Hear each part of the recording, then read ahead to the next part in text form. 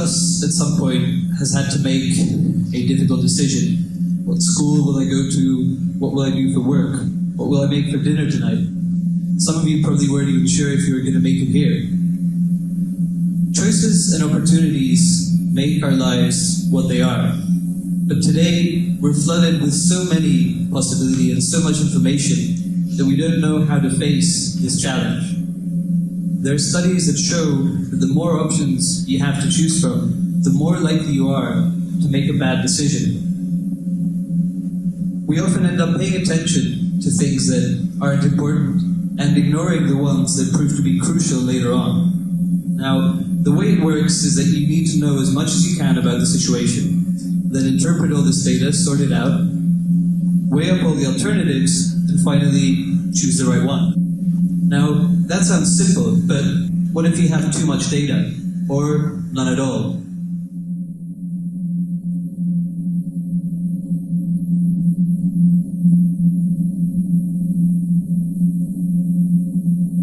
We use the same methods for these decisions as everyone else. We observe, we interpret the data, we assess the possibilities, and finally, we make a recommendation to the client. But the difference is, we use huge amounts of data, and we also cooperate with experts. And thanks to this, we can show you not just the possible alternatives, but also their potential impact and their risk factors. And all this at a much bigger scale than any individual would be capable of.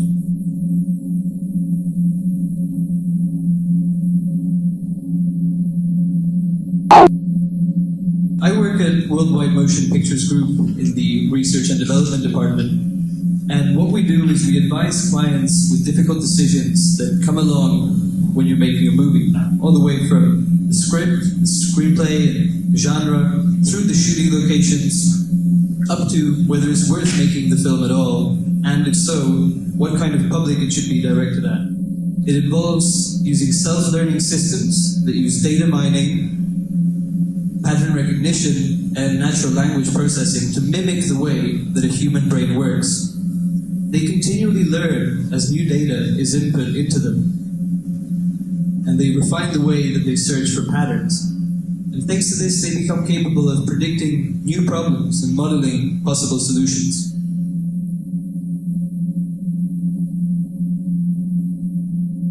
We don't know the meaning. Make you understand. We don't know the meaning. Why make you understand? Oh, I can never make you. Because you don't know the meaning of it.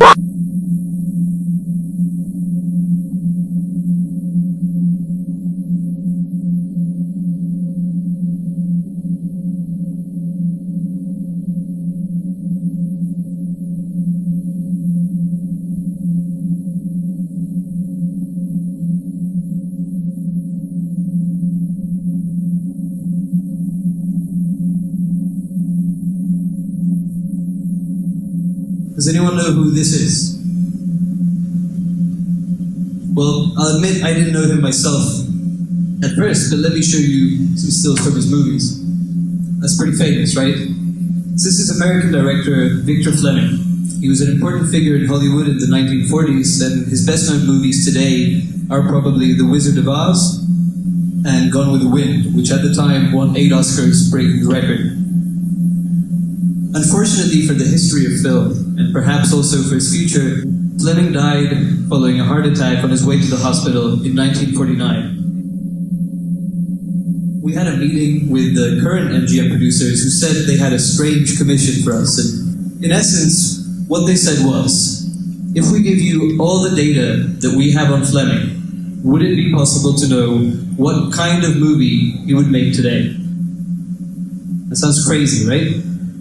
They wanted to know if using data analysis and predictive methods, we would be able to do something like this with our team.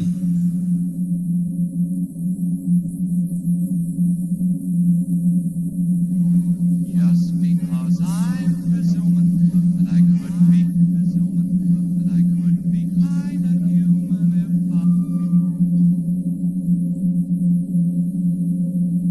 kind of human if I only had a heart. Two men.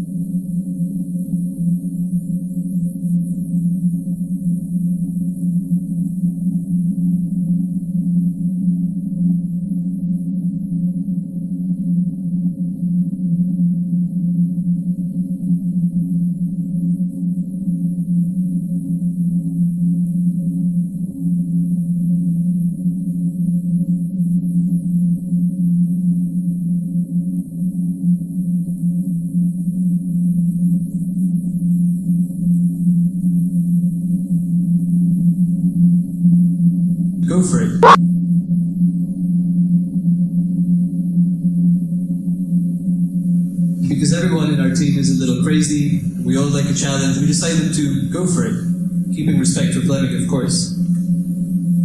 What kind of movie would Victor Fleming make today? Now that's a difficult question, not just because Victor Fleming lived before the time of the internet, and therefore he left behind a lot less data than we leave behind every day, but also because nobody else had done something like this before.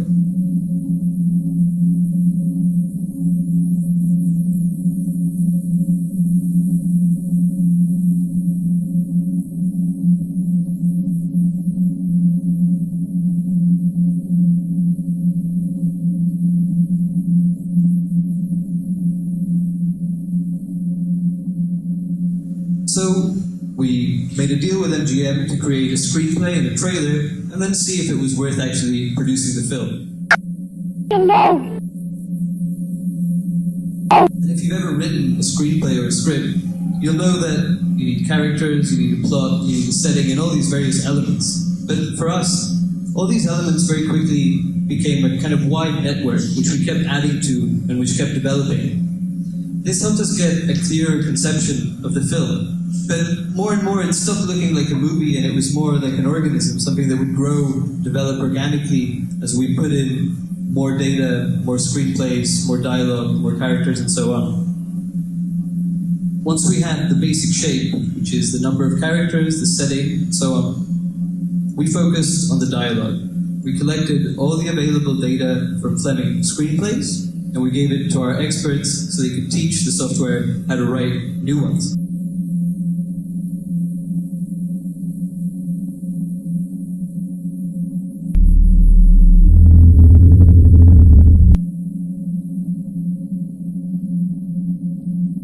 Here are two men. Hate me for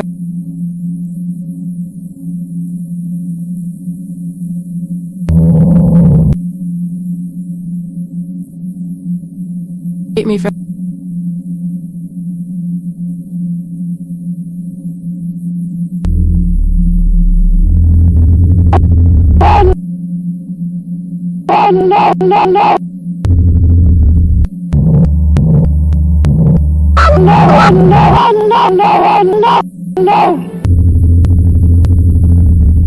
two men. Do you struggle for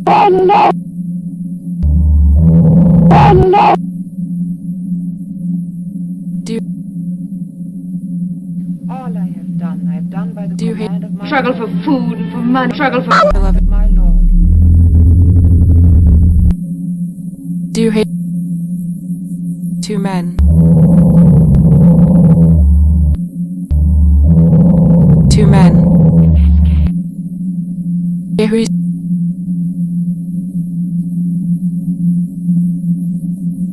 you hate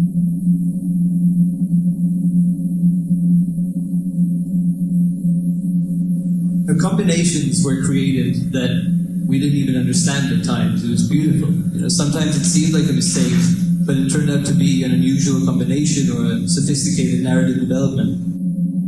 Now, we also devoted a lot of time to the characters that inhabit Fleming's movies, their personality, their physiology, and so on. And then using the databases of a few film agencies, we approached actors that would be suitable for the part. Finally, once all this was done, we had an evaluation made as to which scenes in the movie would work best for a trailer, and then we produced these.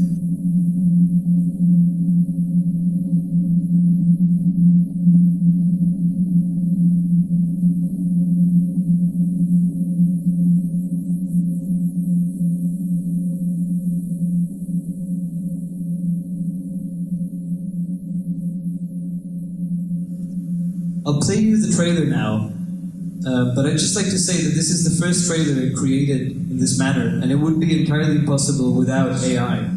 I see it as a small chapter in a much, much bigger story.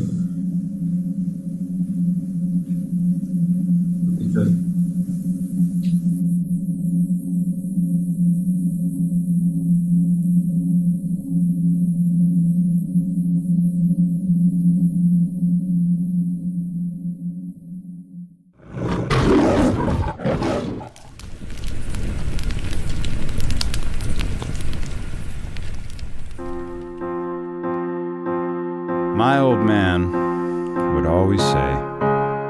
Don't you worry, sonny boy. There is this special girl somewhere waiting just for you. Well, he was right about Monica being special. What was he wrong about? That part claiming she would be waiting just for me. Do you hate me for loving two men? No. I love you for choosing me to be one of them.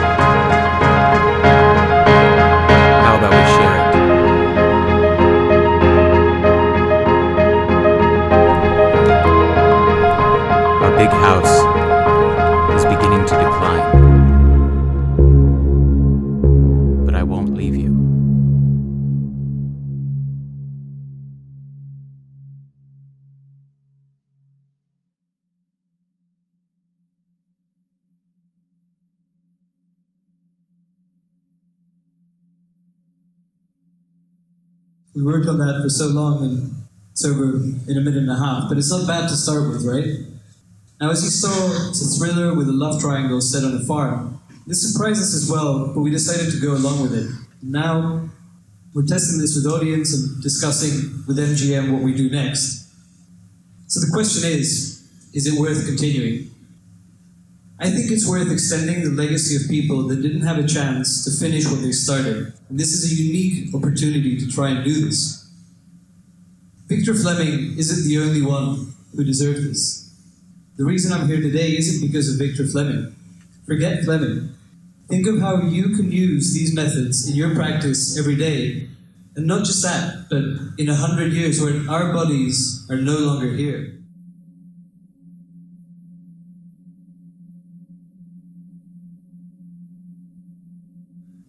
What do you see?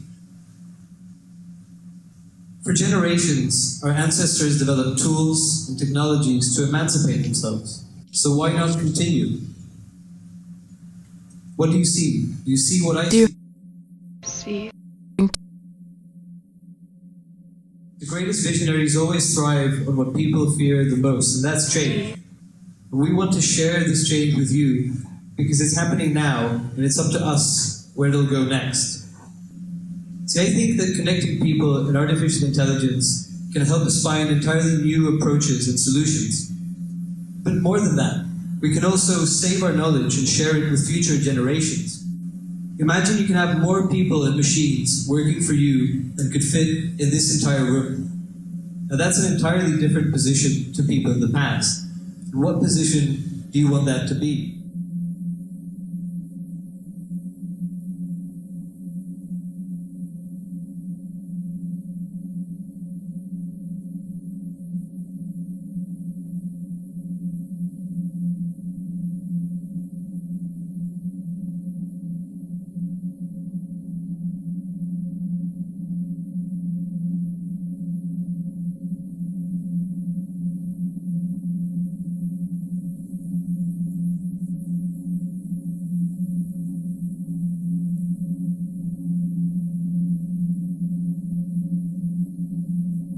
Thank you very much.